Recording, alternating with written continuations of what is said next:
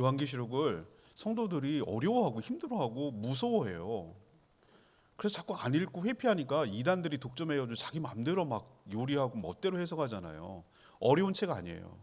하나님의 말씀입니다. 그리고 우리에게 필요한 말씀이에요. 이 땅을 살아가는 사람들이 필요하니까 이걸 주신 거예요. 왜 알려줄까요? 미리 알고 대비하라는 거예요. 힘들고 어려운 게 끝이 아니고 이 끝에 뭐가 있다라는 거를 지금 살짝 미리 맛보기로 보여주시는 거예요. 이거는 성도들을 격려하고 위로하는 책이라고 받아야 되지, 미래에 내가만 알고 있지 신비한 거지 뭐 이러면서 자기만 알고 있고 풀 수 있는 것처럼 무슨 미래 예언서처럼만 생각해서는 안 돼요. 오히려 저는 비중이 우리 힘들게 살아가는 이 땅의 마지막을 살아가고 있는 성도들을 격려하고 위로하는 하나님의 축복의 메시지인 줄로 믿습니다. 신천지 보세요. 멋대로 해서 14만 4천 명만 구원을 받는다는 거야. 커트라인이 아니에요. 넘었어요 자기네들은. 그런데도 그러면 끝나야 되잖아요. 새로운 세계가 열려야 되냐? 아니에요. 그러니까 지금 또 교리를 바꿔갖고 14만 4천 원 종이라고 그러고 나머지는 또 뭐 구원받는 자라. 하여튼 처음 입만 열면 거짓말들. 안 맞거든요. 자기네들 교리도 서로 모순되는 말을 하고 있는데 여러분 그런 거 아니에요. 이거는 상징적인 것으로 봐야 돼요. 제가 신학대학원에 가서 가장 먼저 성경을 해석할 때 정말 제발 좀 성도들한테 그렇게 가르쳐라. 그 한 단어, 한 문장만 따가지고 지멋대로 해석하게 하지 마라. 그 본문 단어, 그 구절이 갖고 있는 것을 앞뒤 문맥에서 이것을 뭘 의도하려고 이렇게 표현을 했는지. 또 하나는 그리고 그 당시 사회와 문화가 어떤 상황 속에서 이런 얘기가 나왔는지, 이 저자가 이것을 쓸 때 어떤 목적과 의도를 갖고 썼는지, 이런 걸 종합적으로 생각하고 이것을 봐야 되지. 자기 필요한 대로 갖다 이쪽 맞추고 저쪽 맞추고 꽤 맞추고 여기 맞추고 이거 맞추고 이거 맞추고 이렇게 해가지고 이상한 괴물 같은 거 만들어갖고 자기 편의대로 자기 유리한 대로 그렇게 멋대로 해석하게 하지 마라 라고 한 게 정말 중요한 때가 왔어요. 이것도 그런 식으로 해석을 하거든요. 자 여러분, 그럼 14만 4천이 뭔데요? 그래서 모든 학자들이 공통점으로 얘기하는 게 이런 얘기예요.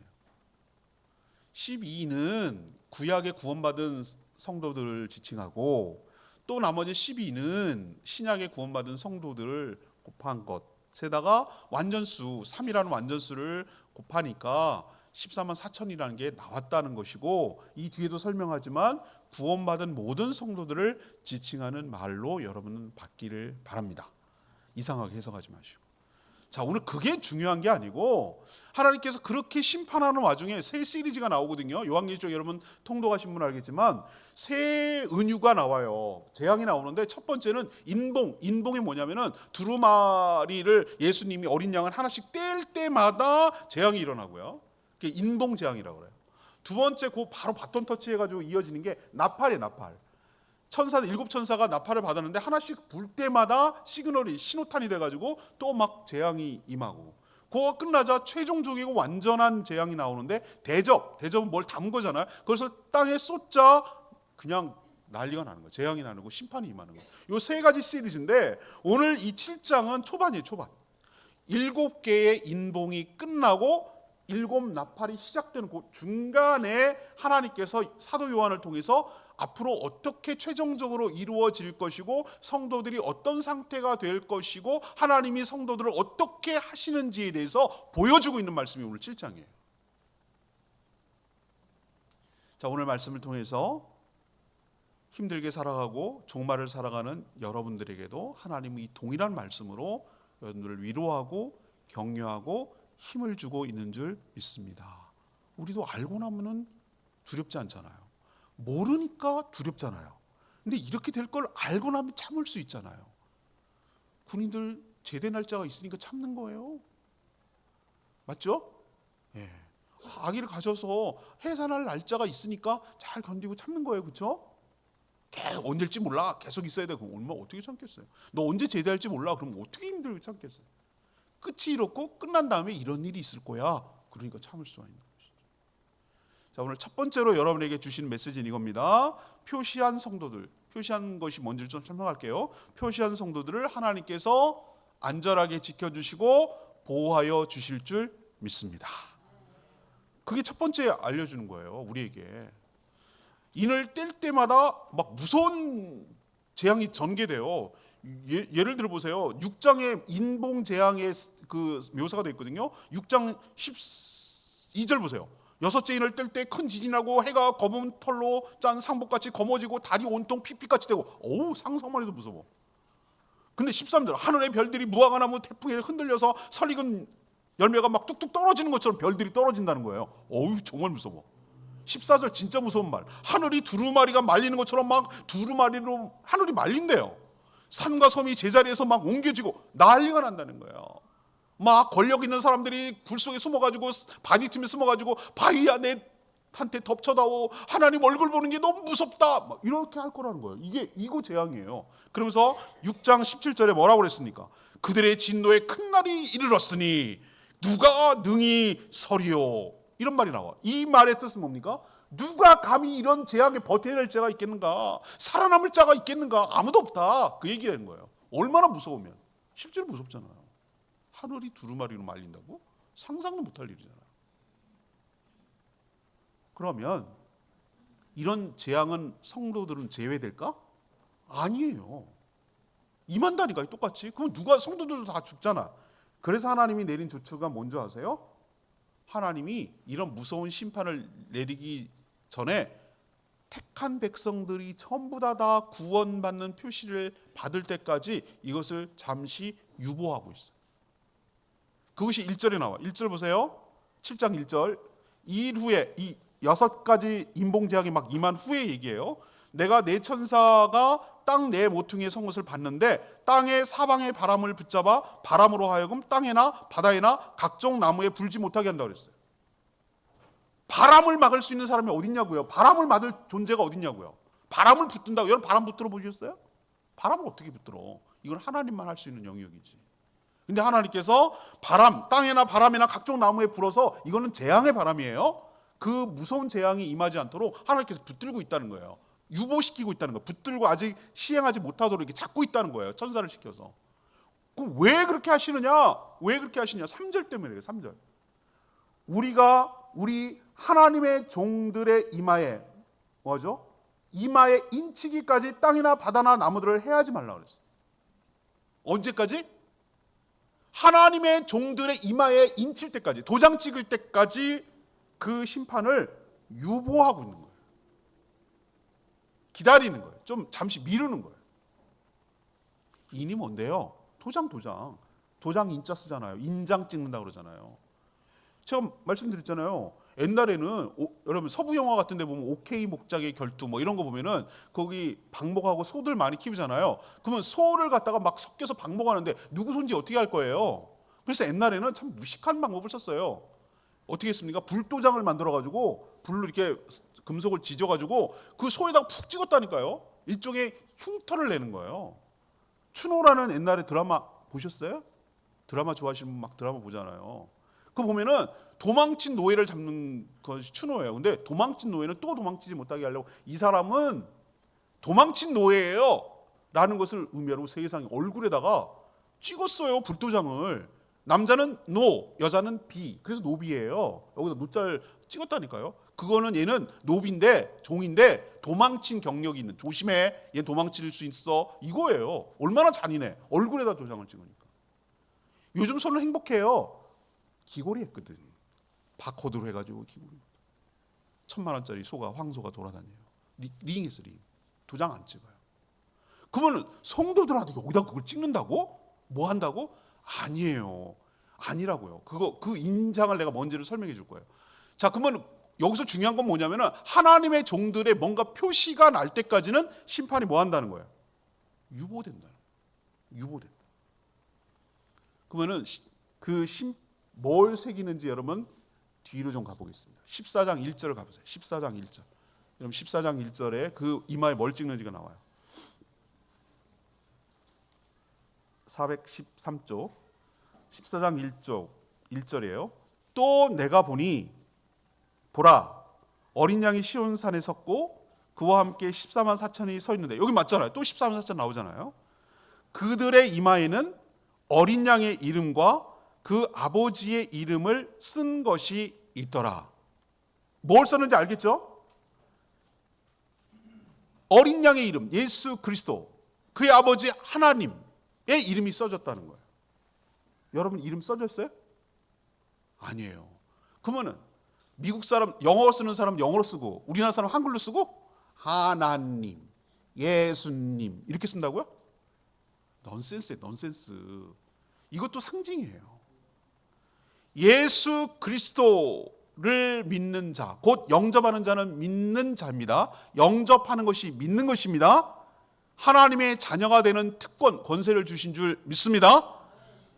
마음의 문을 열고 영접하는 것입니다. 마음 문을 열면 그분이 내 안으로 들어오십니다.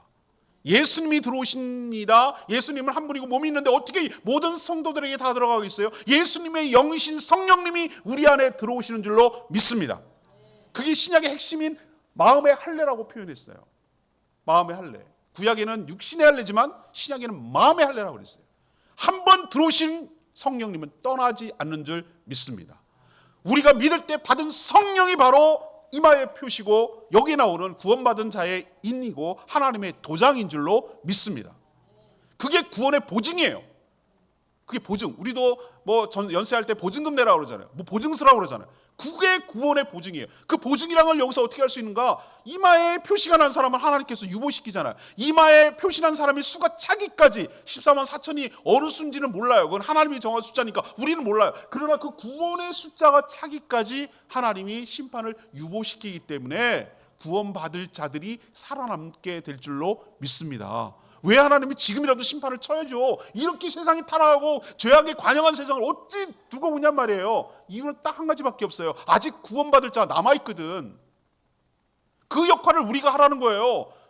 누가 구원받을지 몰라요. 영접해야 되거든요. 그건 자기가 하는 거지 누가 대신해 줄 수 없는 거거든요. 우리는 복음을 전해야 돼요. 저 사람 믿을 자인지 어떻게 하냐고, 예정된 자인지 구원받을 자인지 당신의 종인지 어떻게 하냐고. 우리는 몰라요. 모르니까 우리는 기회 있을 때마다 구원받을 자가 수가 차기까지 우리는 열심히 복음을 전해야 될 책임이 우리에게 있는 줄 믿습니다.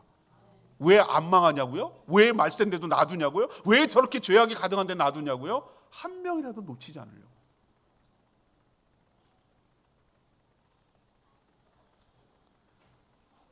이처럼 하나님은 구원받은 성도들을 끝까지 한 명도 놓치지 않으려고 심판을 유보해 가면서까지 도장 찍는 성도들을 확보하고 그 수를 다 채우기까지 하나님께서 보호하고 계시고 지켜주시고 기다리고 계시다는 거 여러분 기억하시고, 그래서 우리가 이 마지막 때에도 숨쉬고 살 수 있고, 놓치지 않는구나, 하나님이 예정한 자 택정한 자들은 다 구원에 들어오는구나 라는 것을 생각하시고 더욱더 복음을 전하는 데 힘쓰는 저와 여러분 되기를 소망합니다.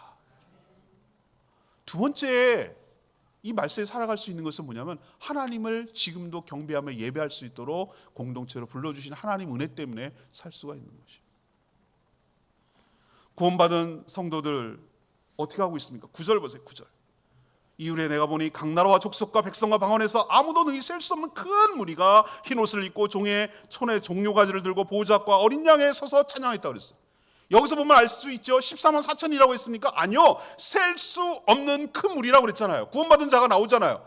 동급이에요. 동급. 이 14만 4천 이 사람을 말하는 거라니까요.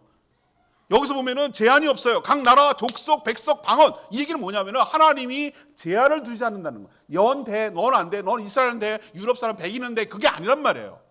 복음을 듣는 어떤 사람이라도 족속, 방언, 우리 개념이 나라를 초월하잖아요. 민족을 초월하잖아요. 방언이라고 그러니까 얼마나 많은 방언이 있어요, 세상에. 인도네시아가 엄청나게 방언이 많다고 그래요. 그러니까 다 초월해가지고 구원받은 모든 셀 수 없는 자들이 흰 옷을 입었다고 그랬어요. 흰 옷. 그리고 종려나무는 어디서 쓰던 거지? 맞아요. 예수님이 예루살렘 성에 입성할 때 많은 사람들이 옷을 깔고 종려나무를 흔들면서 하나님 호산나 호산나 다윗의 이름으로 오시는 예수여라고 막 찬양했어요. 하나님을 찬양할 때 쓰는 도구예요. 하나님을 높여드리기 위한 하나님의 어쩌면 도구 같은 것이. 북한 보세요, 멀리 갈고 막 예수여 막 이러잖아요, 북한도. 그런 것처럼 하나님을 찬양하는 것인데 흰 옷을 입었다고 그랬어요. 흰 옷이 뭘까 보니까 그리스도의 보혈로 정결하게 된 사람이에요. 14절 보세요. 14절.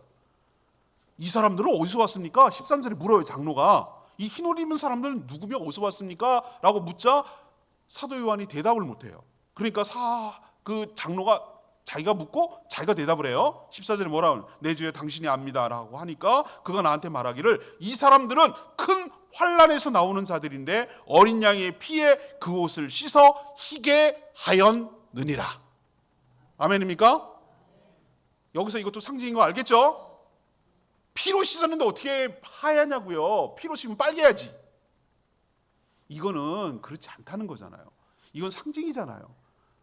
예수 그리스도의 피 때문에, 보혈 때문에 우리가 지은 죄는 우리가 행한 것이고 허물은 우리의 죄를 짓는 성향을 말하는 거예요. 죄와 허물을 예수 그리스도께서 대신 속죄의 보혈을 흘려서 죄값을 다 치르심으로 인하여 우리가 하나님께 받아야 될 형벌이 하나도 없도록 모든 부채를 청산하여 주시고 죄와 허물의 부채를 다 청산하여 주셔서 우리를 정결하고 온전하게 만들어 주신 줄 믿습니다. 그런 의미에서 희다고 말하는 거예요. 이게 상징적인 것이에요. 그렇게 흰 옷을 입었다는 건 거룩해졌다는 것이에요.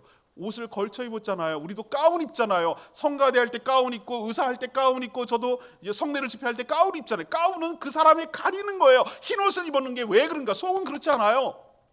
얼룩지고 더럽고 추해요. 근데 예수 그리스도의 보혈 때문에 우리가 흰 옷을 덧입었기 때문에 하나님 눈에는 정결하고 거룩한 자로 보이는 줄 믿습니다. 그 사람만 찬양할 수 있어요. 그 사람만 예배할 수 있어요. 그 사람들이 의롭게 된 사람들이기 때문에 그래요. 그 사람들이 어떤 사람들입니까? 흰 옷을 입었는데 장로가 말하기를 큰 환난에서 나왔대요. 큰 환난이 뭐겠습니까? 예수 그리스도를 믿을 때 당했던 여러 가지 어려움들을 말하는 거예요. 고난을 말하는 거예요. 핍박을 말하는 거예요. 여러분 예수 믿으면서 난 단 한 가지도 손해본 게 없어요. 불편한 게 없어요. 그러면 이거 제대로 믿는 거 아니에요. 내가 예수 믿기 때문에 손해도 보고 희생도 하고 헌신도 하고 조롱도 당하고 빈정거림도 당하고 뭔가 불이익도 당하고 어려움도 당하고 이런 것이 있어야 되는 거예요. 이게 정상이에요. 그런 가운데서 나온 사람들이 예배할 수가 있는 것이에요. 아무런 저항이 없다? 아무런 불편함이 없다? 아무런 뭐 없다? 이거는 내가 진짜 제대로 예수를 믿는지 한번 생각해 봐야 돼요. 오늘 분명히 얘기했잖아요. 큰 환난에서 나온 자라. 근데 이 환난을 이길 수 있는 것은 12장 11절에 뭐라고 나오면 두 가지라고 있어. 어린 양의 보혈과 증거하시는 말씀 두 가지예요. 그리스도의 보혈, 하나님의 말씀으로 이겨낸 그 환난을 통과한 자라고 표현하고 있어요. 사랑하는 여러분, 우리가 여러 가지 세상에 환난이 옵니다. 여러 가지 어려움이 옵니다. 근데 걱정하지 마세요. 예수 그리스도의 보혈이 우리를 막아주실 줄 믿습니다. 보호막이 되어주실 줄 믿습니다. 하나님의 말씀과 성령의 검이 우리를 악한 사단에서 이겨낼 수 있는 무기가 될 줄로 믿습니다. 이것을 통과합니다. 환난에서 통과합니다. 환난이 없다고 말하지 않았어요. 환난이 오지만 거기서 나온 자라고 말했어요. 이 얘기는 환난을 통과하고 이겨낸 자를 말하는 것이에요. 여러분도 예수 믿기 때문에 오는 수많은 환난들을 다 그리스도의 보혈로 말씀으로 이겨내서 예배하는 자로 예배하는 자리에 서는 축복이 여러분 가운데 있게 되기를 축복합니다. 무슨 내용으로 찬양할까요? 10절이 가사예요. 큰 소리로.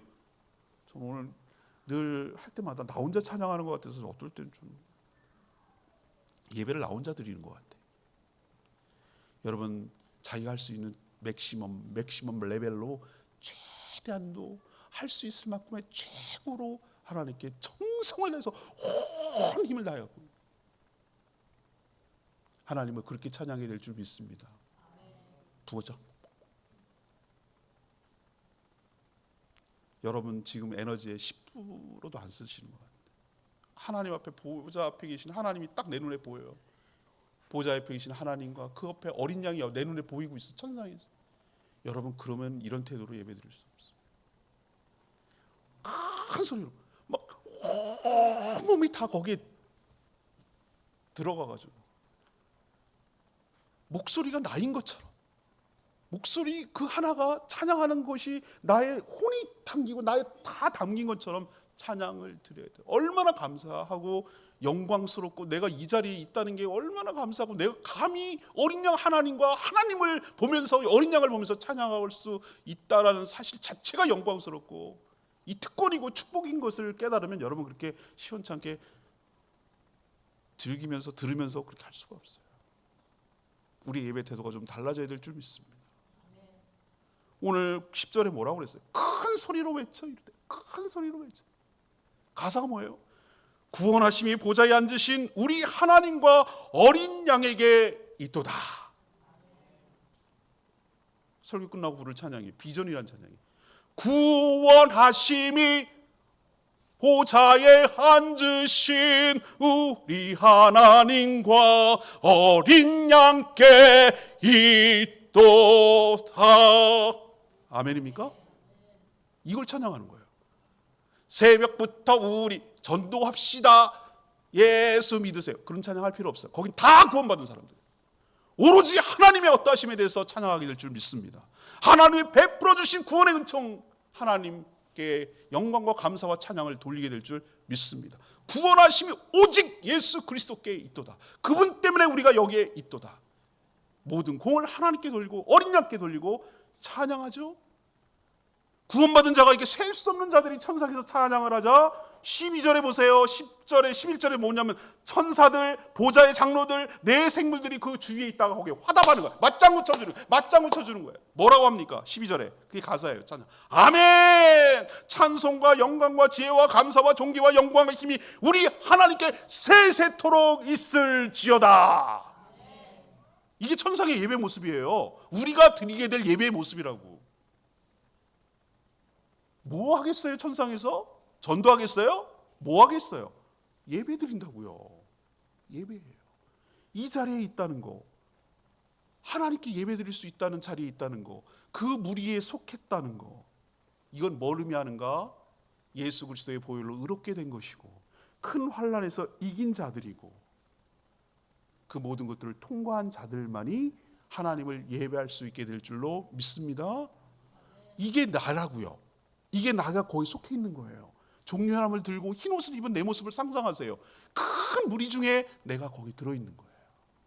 나도 이 가사로 하나님을 찬양하게 될 것이에요.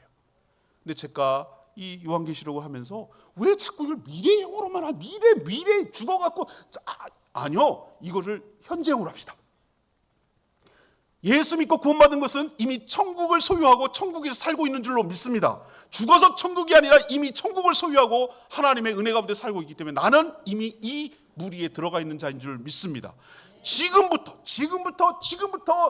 환난을 이겨내고 보혈로 의롭게 된 우리가 하나님, 그 예수 그리스도를 높이 찬양하며 예배하는 저희 모두가 되기를 원합니다. 예배 드림이 우리의 힘인 줄로 믿습니다. 예배 드릴 수 있는 공동체가 있으면 우리의 힘인 줄로 믿습니다. 우리가 어떻게 이 말세에 버티고 살아가겠습니까? 예배 드리기 때문에, 예배를 통해서 주시는 하나님의 영광을 맛보기 때문에, 그 하나님 보좌 앞에 내가 서 있다는 것을 알고 있기 때문에, 내가 어떤 자인지를 알고 있기 때문에, 그 영광스러운 자리를 알고 있기 때문에, 내 정체성이 누구인지를 알기 때문에 버티고 견디며 환난을 통과할 수가 있는 것이죠. 보혈, 말씀 승리하시고 예배하는 저희 모두가 되기를 축복합니다. 마지막은 무엇입니까? 하나님이 우리를 위로해 주시고 생명으로 인도하시기 때문에 버틸 수가 있는 거예요. 구원받은 성도들이 하나님의 보좌 앞에서 15절 보세요. 밤낮으로 섬긴다고 그랬어요. 밤낮으로 하나님을 섬긴다고 그랬어요. 아니, 밤낮으로 뭘 섬길 게 있을까? 천사들도 다 섬기고 있는데 우리 성도들이 뭘 섬긴다는 거예요? 알겠어. 예배로 섬기는 거예요. 예배로 섬기는 거예요. 거기서 천국에서 뭐 하겠어요? 예배로 섬겨요. 하나님을 경배하고 예배하는 우리 성도들을 향해서 하나님이 어떻게 해주시는지 살짝 사도 요한이 봤어요.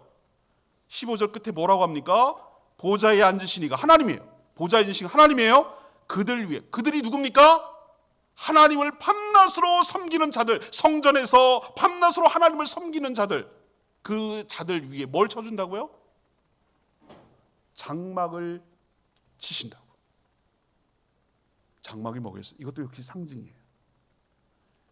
하나님께서 구원받은 성도들을 위한 안식처를 마련해 주시는 줄 믿습니다. 예수님이 내가 갈 텐데 내가 너희들이 거할 처소를 준비하러 간다 그랬어요. 아브라함은 그렇게 부자고 땅도 얻었고 아들도 있는데도 불구하고 끝까지 장막에서, 텐트에서 살았어요. 집에서 안 살았어요. 임시 집, 텐트에 살았어요. 왜? 돈이 없어서? 아들이 없어서? 다 있었어요. 땅도 있었어요.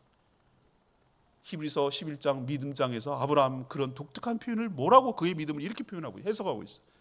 하나님이 지으실 아름다운 터가 있음을 바랐기 때문이라.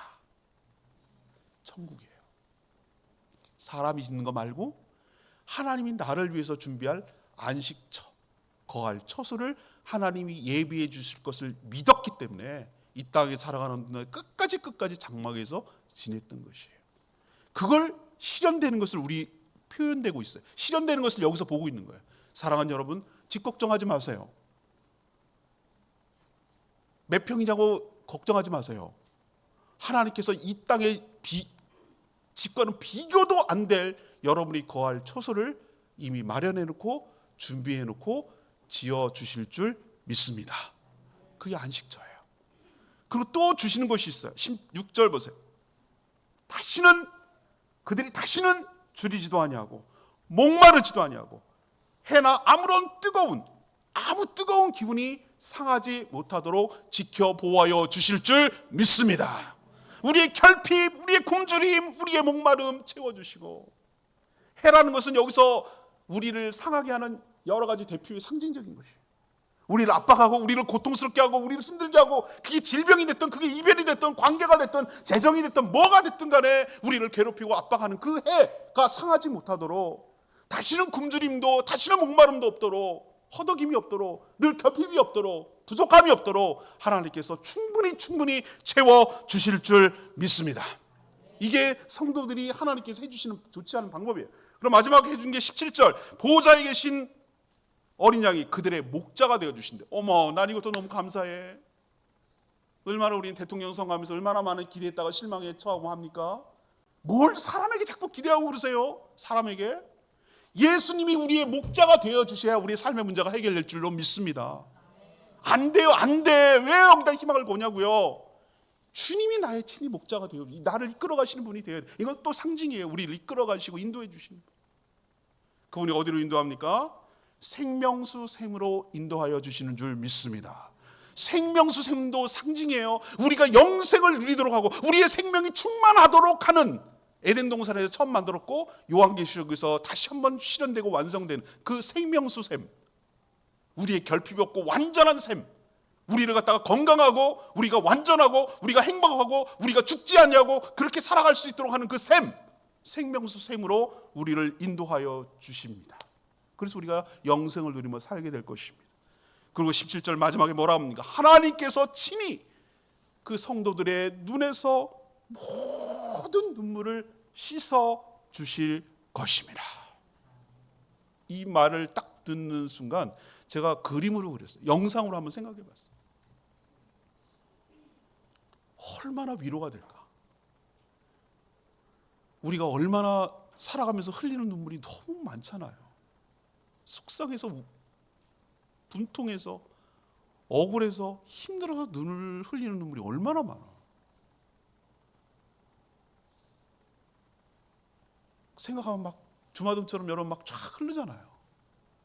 너무 속상하고 내 뜻대로 안 되고, 어쩌면 인생이 이렇게 있을까?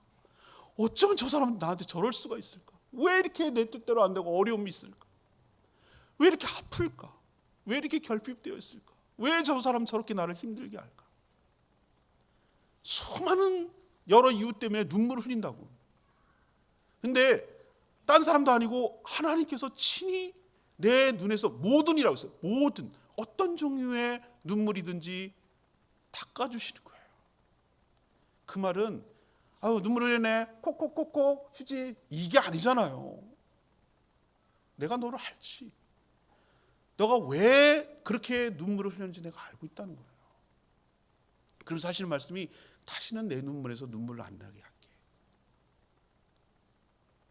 그렇게 남도 아니고 하나님이 직접 내 눈에서 눈물을 닦아주실 날이 이분은 반드시 옵니다. 위로해 주시는 거죠. 이게 될 것이다 라는 얘기는 미래형이기도 하고 현재이기도 합니다. 하나님께서 여러분의 눈물을 닦아주실 겁니다. 친히 닦아주실 겁니다. 위로하여 주실 겁니다. 힘내라고. 내가 너를 알고 있다고. 네가 왜 눈물 흘리는지 알고 있다고. 그리고 네 눈에서 내가 다시는 눈물을 흘리지 않게 하겠다고. 그렇게 우리를 격려하시고 위로하시는 것이 천상의 모습을 미리 봤어요. 그 하나님이 미래만이 아니라 지금도 여러분의 눈에서 눈물을 닦아주시고 위로하여 주시고 힘내라고 용기를 내라고 다시는 눈물 흘릴 일이 없을 거라고 하나님께서 은혜를 주실 줄 믿습니다. 이런 것 때문에 우리가 사는 거예요. 이런 일이 있을 걸 알기 때문에 내가 버티는 거예요. 이런 것 없다면 나 어떻게 살겠어요? 힘들어서. 우리 성도들을 사랑하시는 하나님의 은혜가 이런 것이 충분하게 묘사되고 그려지기 때문에 내가 버티고 견디는 거예요. 여러분 쓰러지지 마시고 넘어지지 마시고 눈물 흘리면서 자포자기하고 좌절하고 넘어지지 마시고 내 눈에서 눈물 닦아주시고 생명수샘으로 인도하시고 줄이고 목마르지 아니하도록 나의 결핍을 채워주시는 그 하나님이 나의 하나님인 것을 기억하시고 믿음으로 승리하며 나가고 이것이 현실로 실현되는 날이 올 것인 줄로 믿고 경험하는 저와 여러분 되기를 소망합니다. 그래서 버티는 거예요. 오늘 말씀 결론 내립니다. 여러분 예수 그리스도를 믿고 거듭나면 성령을 선물로 받게 될 줄 믿습니다. 성령이 이마의 표시예요. 성령을 받은 사람은 환난 중에도 하나님께서 친히 보호해 주실 줄 믿습니다. 두 번째, 어린 양의 보혈로 여러분이 의롭게 되고 희게 되었습니다. 여러분 보혈과 하나님이 주신 말씀으로 모든 환난을 통과해야 될 사람인 줄 믿습니다. 이길 수 있습니다. 우리에게 무기를 주셨습니다. 그리고 지금도 앞으로도 이긴 자만이 흰 옷을 입고 하나님을 경배하며 예배하게 될 줄 믿습니다. 예배함이 우리의 힘입니다. 능력입니다. 마지막으로 혹독한 현실이 여러분의 삶의 전부가 아닙니다. 하나님이 여러분의 눈물에 보상을 하시고 믿음을 지킨 자에게 주지도 목마르지도 아니하고 눈물을 닦아주시며 하나님께서 격려하시고 위로하시고 모든 아픔을 씻어주실 줄 믿습니다. 이것이 미래가 아니고 현재부터 시작되는 일입니다. 그러니 여러분 여러 가지 환난 속에서도 잘 이겨내시고 승리하시고 견뎌내시고 이 모든 축복을 받아 누리는 복된 인생 사시기를 축복합니다. 오늘 아까 말씀드렸죠? 비전을 위한 찬양 같이 부르고 기도하겠습니다.